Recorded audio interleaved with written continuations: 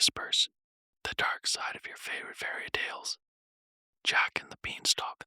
Once upon a time, in a famine-stricken village, a boy named Jack traded his family's last cow for a handful of strange black seeds from a cloaked stranger. The seeds felt cold to the touch, as if they pulsed with a heartbeat of their own. The stranger, his face obscured by shadow, whispered that they grew into a bridge to another world where unimaginable riches and dangers awaited. That night, Jack planted the seeds near his crumbling hull. By morning, the beanstalk had burst forth, stretching into the storm-clouded sky. Its bark oozed a dark sap that smelled of decay, and its leaves seemed to pulse like beating hearts. Whispers drifted from the stalk, unintelligible but deeply unsettling. Jack, desperate to save his family, ignored his terror and climbed. At the top, he found a desolate realm cloaked in gray mist, where the air was thick with the stench of rot. The castle he approached felt mere ruin. The stones were slick with blood-red moss, and skeletal remains littered the ground.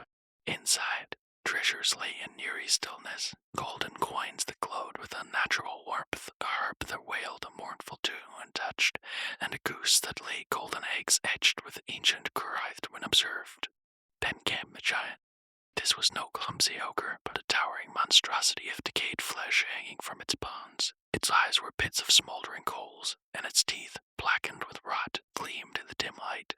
Its voice reverberated through the castle, shaking the very walls. Fee-fi-fum, I smell the blood of a mortal one. Be ye alive or be ye dead, I'll grind his bones to make my bread.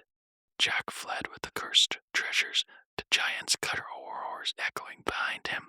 As he descended the beanstalk, the whispers grew louder, now chanting his name. When Jack severed the beanstalk, the giant fell, its body erupting into a cloud of ash and bone fragments that rained down upon the village. But the curse of the giant lingered. The golden riches Jack brought back sowed greed, madness, and death among the villagers. And every night, Jack would hear the faint sound of the harp's mournful tune, and the thunderous footsteps of something approaching his door. The three little pigs. The story of the three little pigs, often to children, conceals a grisly origin. In medieval Europe, tales circulated of a monstrous wolf-like creature that terrorized villages, known as the Beast of Gévaudan. This creature was said to have devoured entire families, leaving only mangled remains.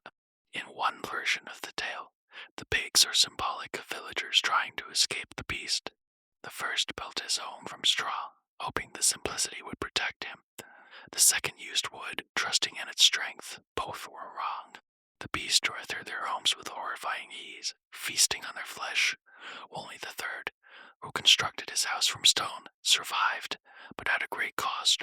His nights were haunted by the sound of howling and scratching at his door, and his dreams were plagued by visions of glowing red eyes watching him from the darkness. Historical accounts of the Beast of Gévaudan describe it as a large, wolf-like creature with an unnatural intelligence. Its attacks were brutal, with victims often found decapitated or partially eaten. Hunters sent to kill the beast reported unearthly growls and claimed their weapons barely harmed it. To this day, the region's ruins echo with tales of the beast, and travelers claim to hear its howls on moonlit nights. The Little Mermaid. In the icy depths of the North Sea, legends whispered of Afru. One such spirit was the youngest daughter of the Sea King, a creature of haunting beauty with translucent skin that glowed faintly in the dark waters and eyes that reflected endless sorrow. The mermaid longed for the world above, where humans walked on two legs and danced beneath the stars. Desperate, she sought out an ancient sea witch, a grotesque being with tentacles like rotting seaweed and a voice like grinding stones. The witch agreed to grant her legs, but at a terrible cost. The mermaid gave up her voice, and the transformation was an agony beyond description. Her tail split apart, sinew by sinew, her screams lost in the depths. Every step on her new legs felt like walking on shards of broken glass, her feet leaving bloody trails wherever she went. On land, the mermaid was taken in by a prince. Though he admired her beauty, he saw her as a mere curiosity, unaware of her silent devotion. He married another, a noble woman with a voice like honey. Heartbroken and betrayed, the mermaid returned to the sea, where the witch's spell claimed her. Her body dissolved into foam, but her spirit lingered, twisted twisted by despair. The fishermen began reporting sightings of a pale, disfigured woman beneath the waves, her hair like tendrils of darkness and her eyes hollow. She would beckon to them with ghostly hands, her silent screams drawing them into the depths. Ships were found adrift, their crews missing, and nets were pulled up containing clumps of long human-like hair. The whispers of the Afro continued to haunt the coasts, and on stormy nights, sailors swear they hear her mournful song blending with the crashing waves. Little Red Riding long ago, in the dense shadowy forests of 16th century France, preachers whispered of Gilles Carnier, Parliament later known as the Werewolf of Dole. Carnier was convicted of luring children into the woods, where he savagely murdered and consumed them. His story, intertwined with the legend of Little Red Riding Hood, served as a grim warning to keep children close. The original tale tells of a young girl who ventured into the forest to visit her grandmother. Along the way, she encountered a wolf, but this was no ordinary beast. Its eyes gleamed with malevolent intelligence, and its fur was matted with gore.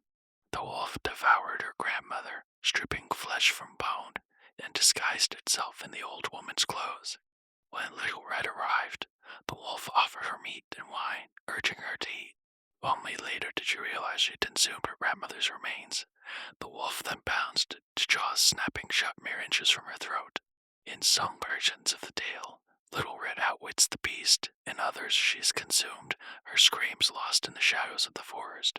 Some accounts add an even darker twist.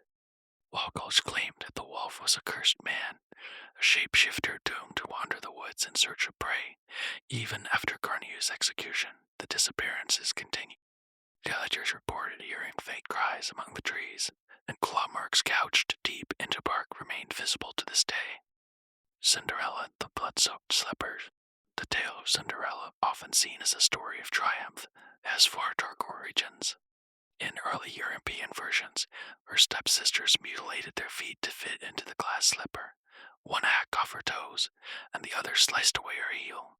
The slipper, once clear, became slick with blood, exposing their gruesome deception. Some scholars believe the tale is tied to the crimes of Countess Báthory, a Hungarian noblewoman infamous for torturing and killing young women. Báthory was rumored to bathe in the hood to preserve her beauty and was obsessed with shoes, particularly glass ones. Known as the Blood Countess, she was said to lure young girls into her castle under the pretense of work, only to subject them to unimaginable horrors. Accounts describe how she drained their blood using intricate torture devices, leaving behind rooms stained crimson. The slippers, legend holds, were crafted from the molten sand of mirrors shattered during her murderous frenzies, infused with the blood of her victim. In some retellings, Cinderella's stepsisters attended the ball, not for love, but to appease a malevolent spirit said to haunt the castle. Guests whispered of a hidden chamber where screams echoed, and blood seeped under the door. Some even claimed the slippers themselves carried a curse, compelling the wearer to dance until their feet were shredded. Cinderella's triumph came not through magic but cunning. She endured years of torment, plotting her escape while her stepsisters schemed. When her chance came, it was not a fairy godmother who aided her, but a mysterious stranger cloaked in black who handed her the enchanted slippers. These shoes not only led her to the prince, but also exacted vengeance. And on wedding day, the stepsisters' mutilations were revealed, and the cursed slippers forced them into a macabre dance of agony, their laughter turning to screams as they collapsed. Villagers who visited the castle years later told of unsettling sights, bloodstains that could not be scrubbed away, faint laughter echoing in empty halls, and the ghostly figure of a young woman eternally twirling in a shadowed corner. Even today, tales of cursed shoes persist. It is said that wearing a blood-stained shoe will bind the wearer to a fate of endless torment, haunted by whispers and the sound of dragging footsteps in the dark. And so, the shadows return to their resting places, waiting for the next curious soul to uncover their secrets. But remember, the line between the living and the dead is thinner than you think. Some stories are meant to be forgotten, and some spirits never truly leave. Until next time, stay close to the light, and listen for the whispers in the dark. Like and subscribe to Dark Whispers.